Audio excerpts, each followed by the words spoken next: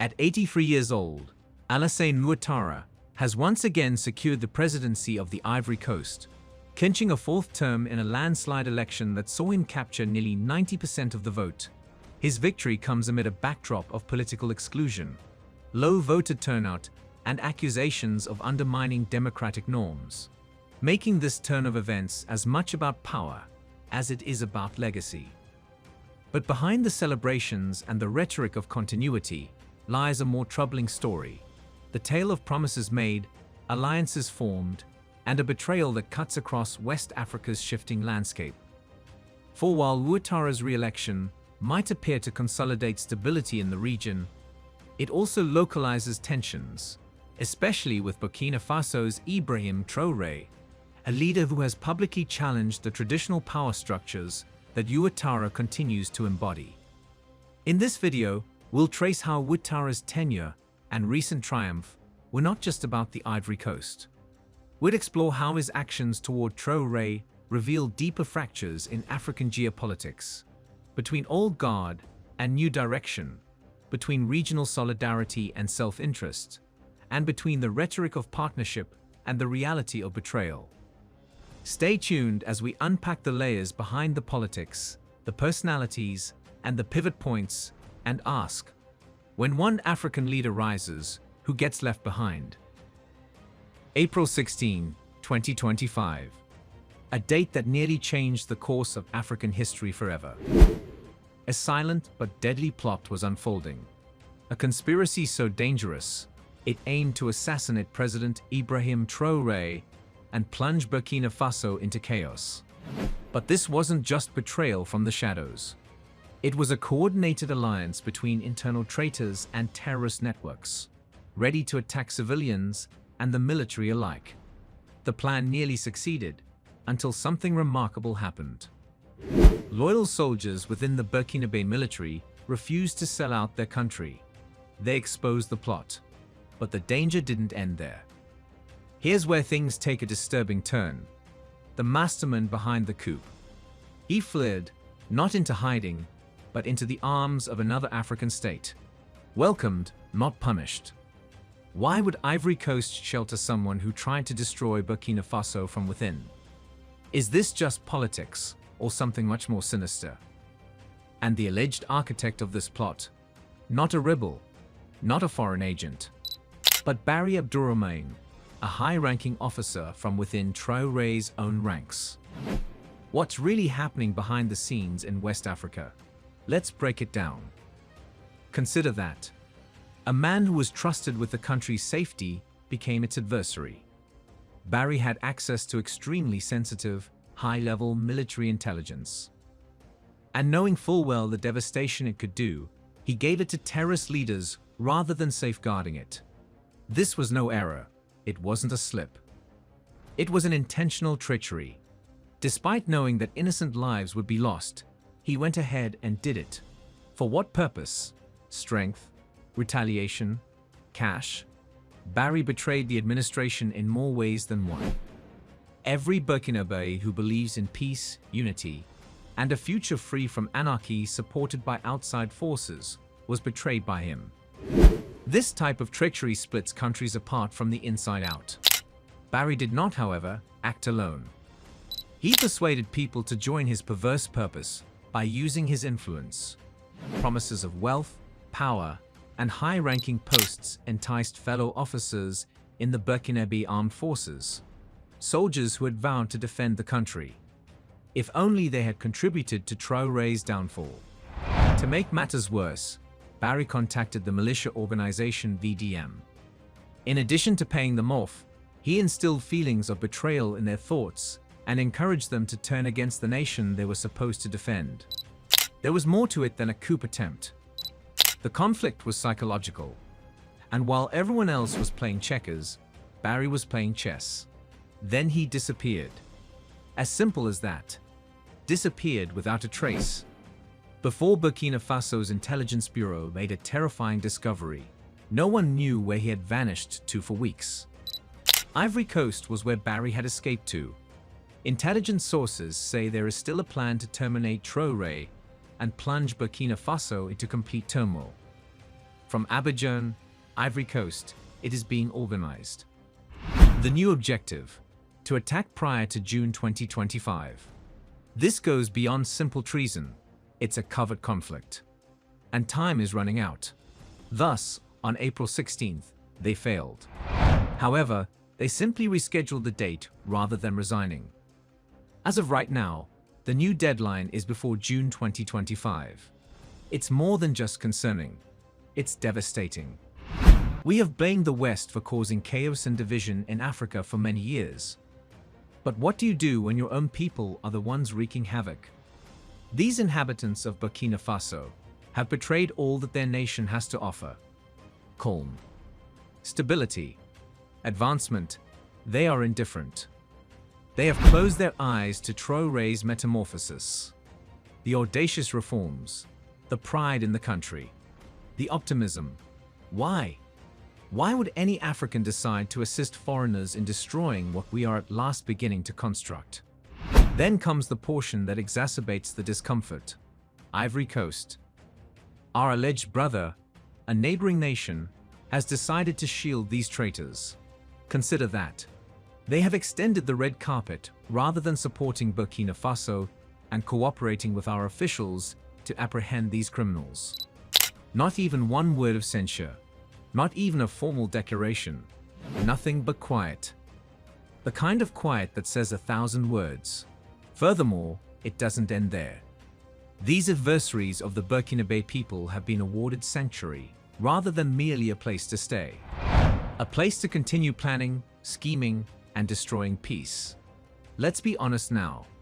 Anyone who is paying attention may see why. Ivory Coast's president is not operating independently.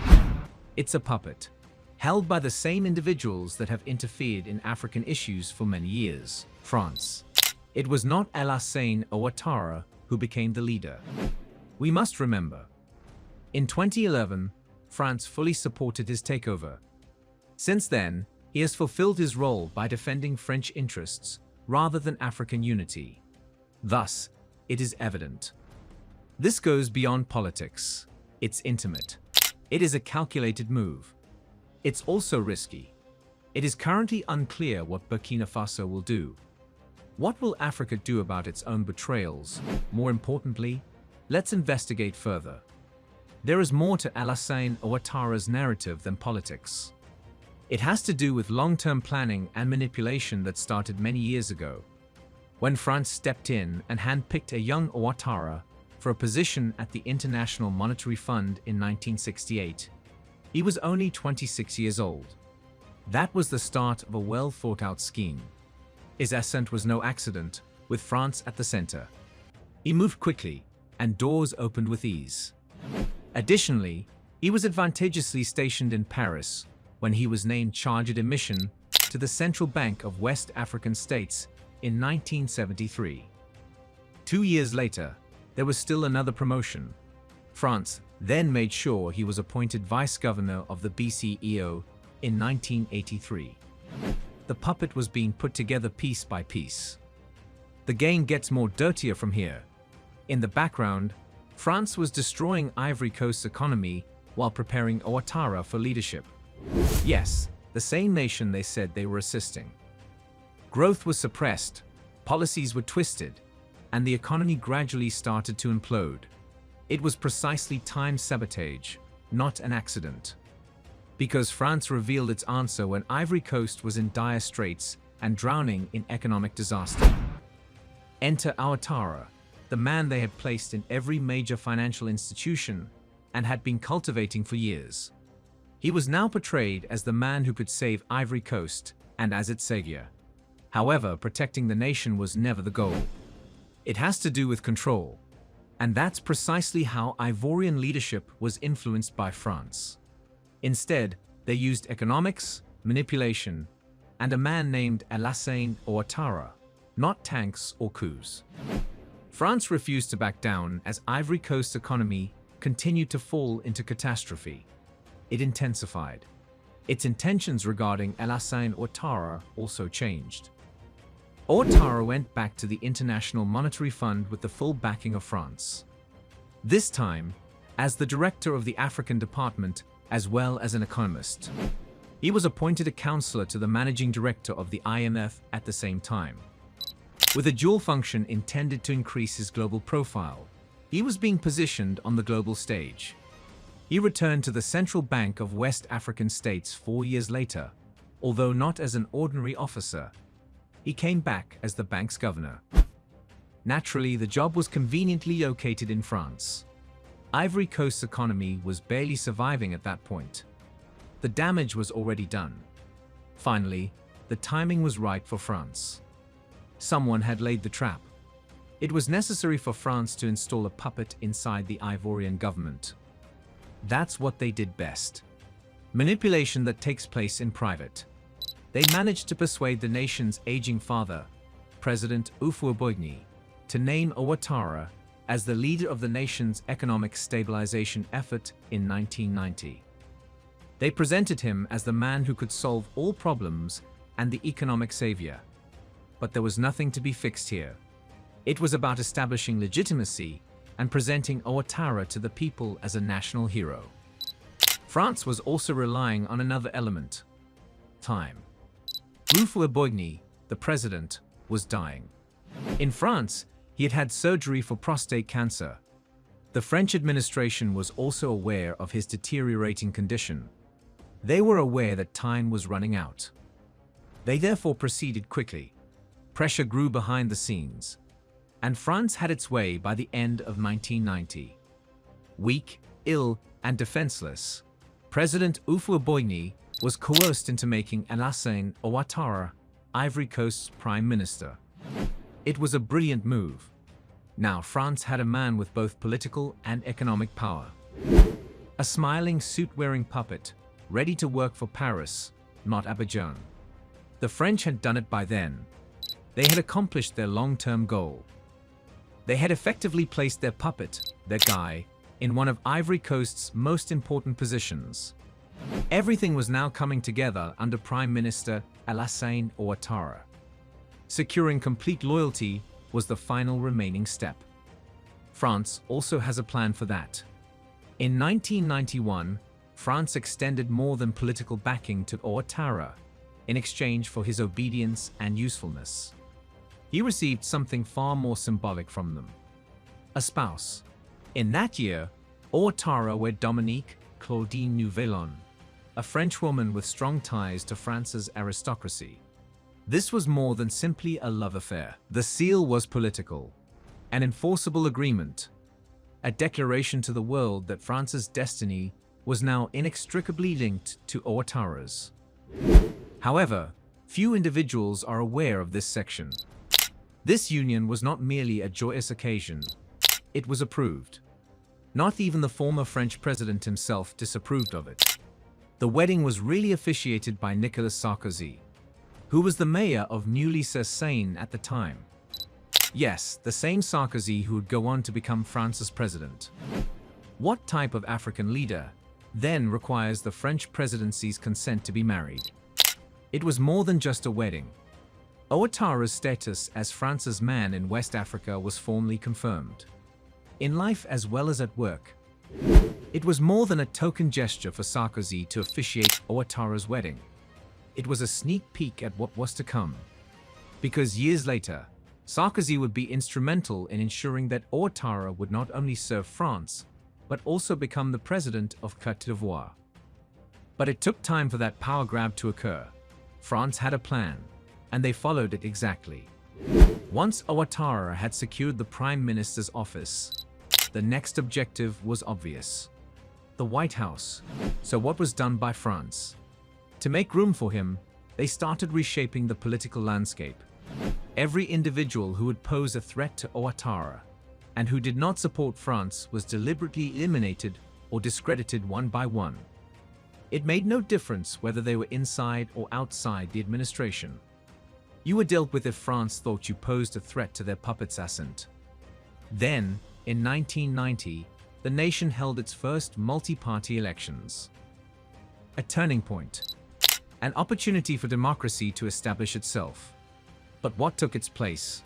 The sole genuine opposition candidate, Laurent Gbagbo, and his wife, Navy, were imprisoned as part of Ouattara's first actions as prime minister.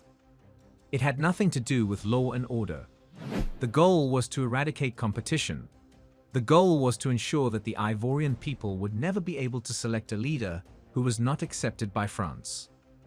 Because serving the Ivorian people was never Ouattara's actual role as prime minister. Its purpose was to safeguard France's strategic, political, and economic interests. He was in charge of more than simply a government. He was carrying out a foreign plan. Additionally, Paris was pulling the strings. Côte d'Ivoire was in a state of disarray following the death of President Ibrahim, and Alassane Ouattara took the initiative amid the turmoil. Ouattara attempted to take over the presidency against the desires of the late president, who had personally selected Henri Konan Bédié as his legitimate heir. He didn't hold off. He made no consultations. He merely named himself the heir. Naturally, France was right behind him, prepared to fully support their puppet. The Ivorian people, however, they were in Bédié's rear, because they did not consider Ouattara to be their own. He was viewed as alien, culturally as well as politically. Many Ivorians questioned his devotion because of his close ties to France, the former colonial master. Did he really look Ivorian, or only the instrument of France? Fortunately, the voice of the people won out. In 1993, Bédié became interim president and dealt a severe damage to Ouattara's aspirations and France's objectives. However, France was not finished. For a fresh start, they dragged Ouattara back to the international scene.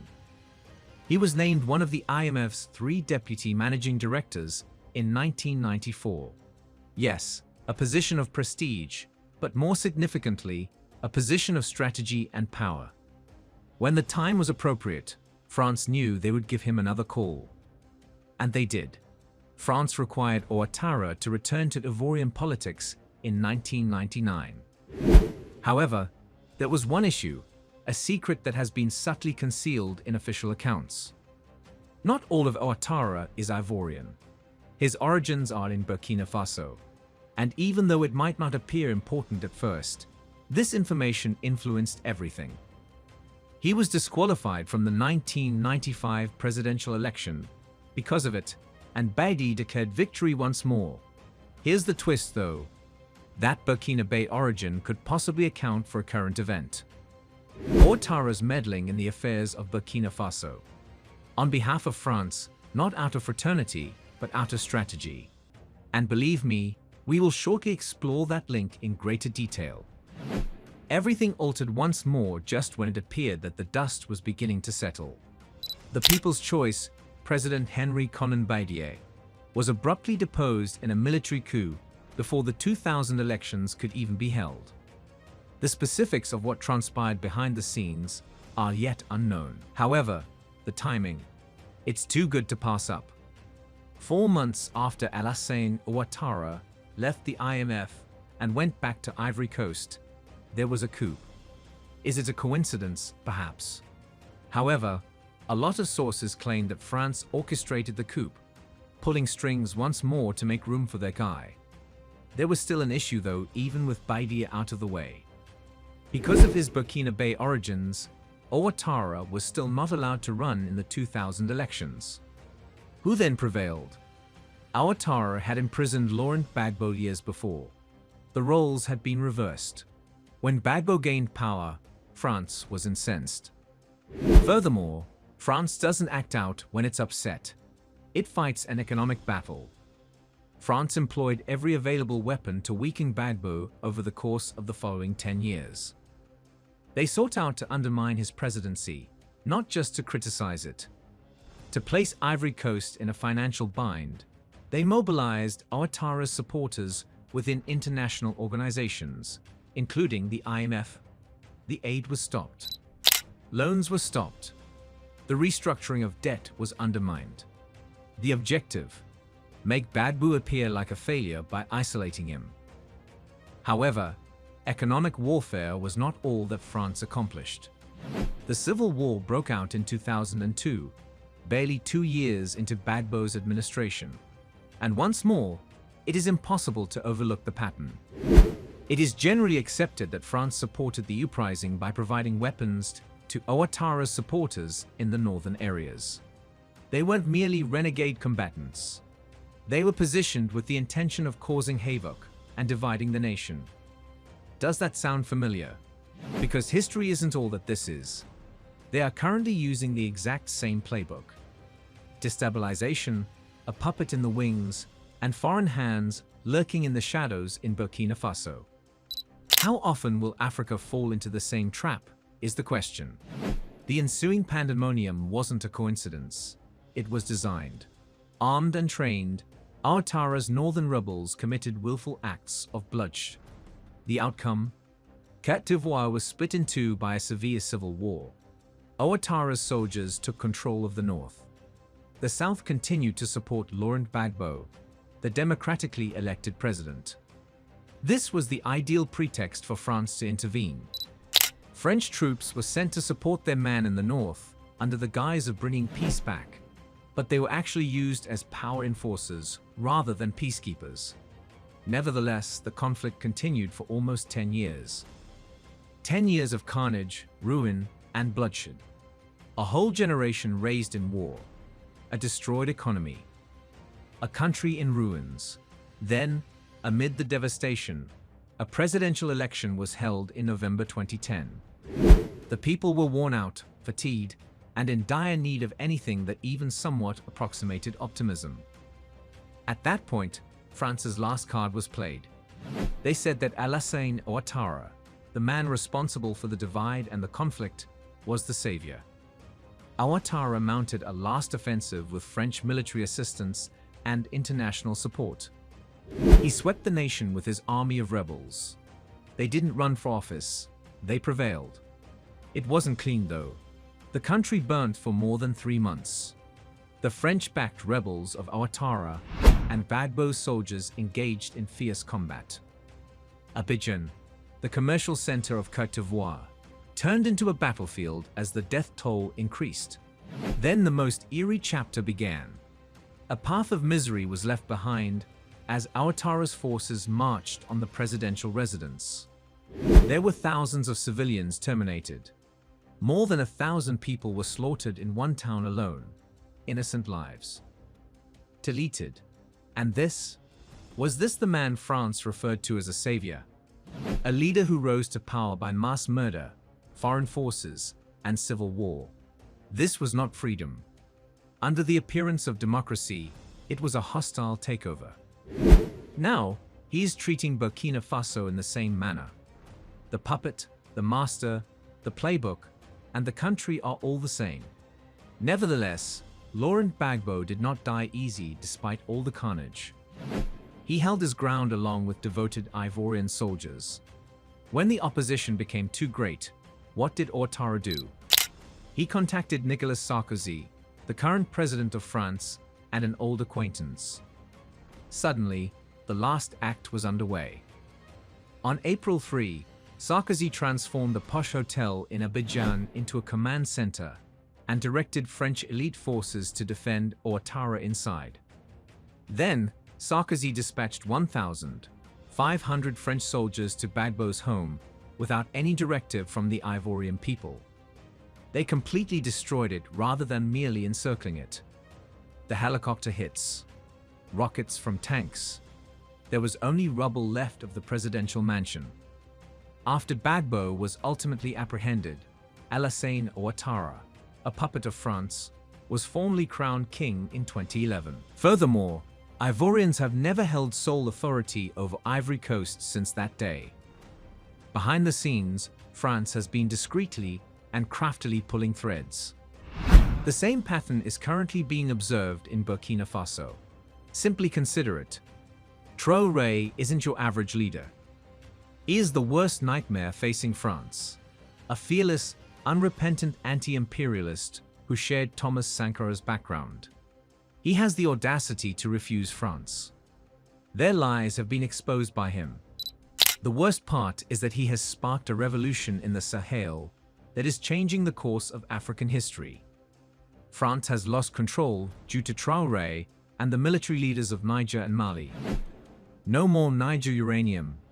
Burkina Faso will no longer produce gold. France is enraged. What do they do then? They return to what they are most familiar with, both puppetry and destabilization. The conspiracy to assassinate Traoré. The rebels, the Ivory Coast's safe sanctuary. The playbook is the same as before. Make things chaotic, fund insiders, keep the traitors safe, and use a puppet in place of the revolutionary when the time is appropriate. The world is watching though this time. Africa is observing.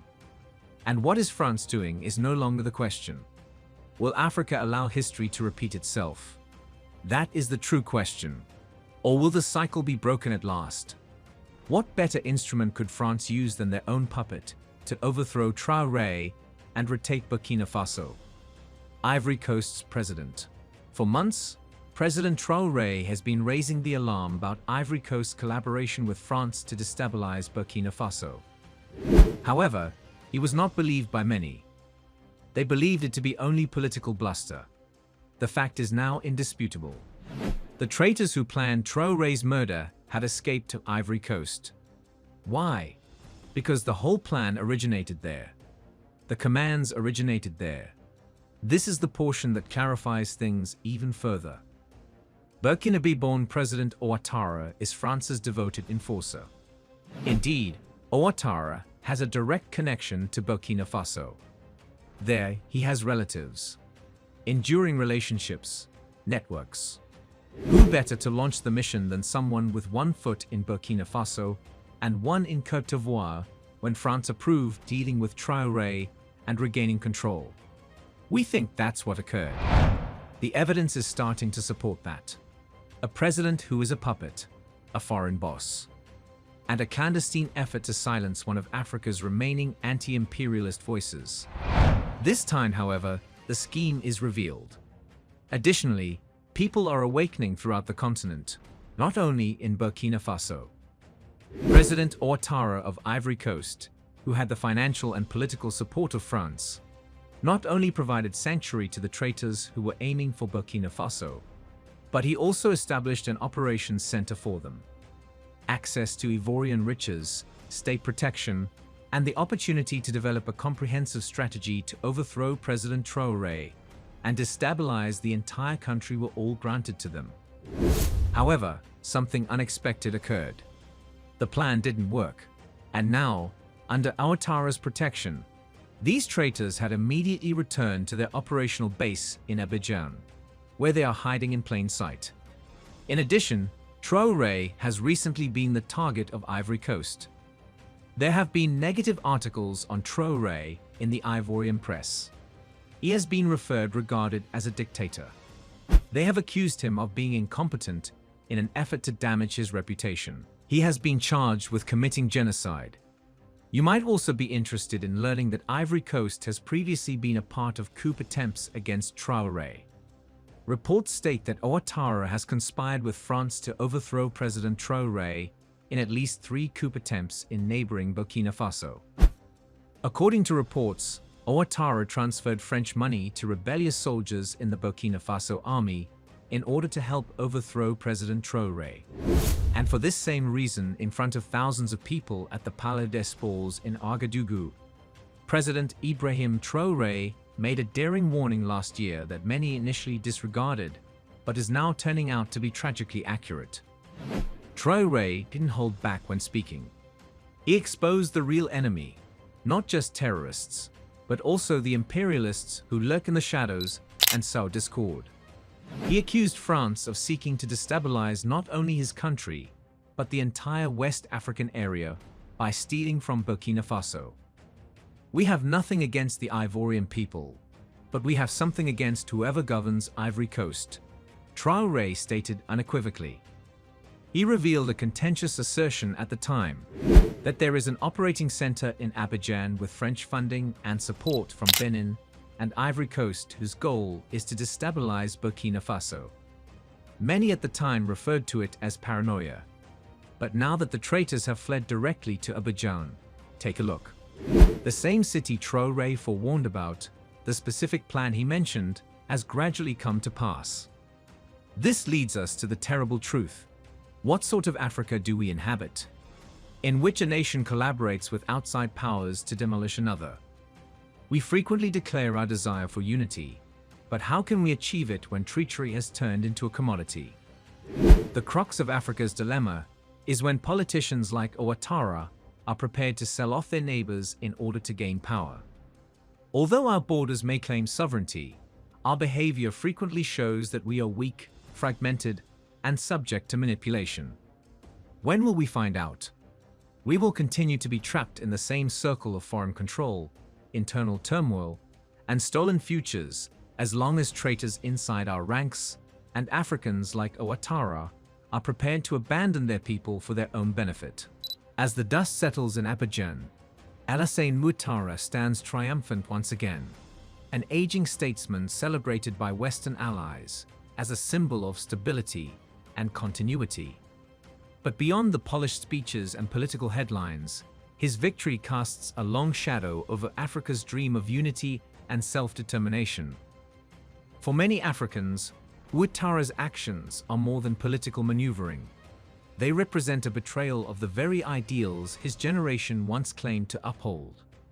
While young leaders like Ibrahim Traoré fight to reclaim Africa's sovereignty and resist foreign control, Ouattara's alignment with old Western interests reminds the continent that not every victory at the ballot box is a victory for the people. Burkina Faso's Traoré has become a voice for a new kind of leadership, one that refuses to bow to external influence. Yet his path is made harder when neighboring leaders, bound by self-interest, undermine that mission. The struggle for African independence is no longer fought on battlefields. It's fought in boardrooms, elections, and alliances that decide who Africa truly serves. Ouattara's re-election may secure his legacy for now, but history has a way of remembering more than titles. It remembers choices, and the consequences of those choices for an entire generation seeking dignity, unity, and self-reliance. In the end, the question remains, will Africa continue to be divided by the ambitions of its leaders, or united by the courage of those who dare to defy them?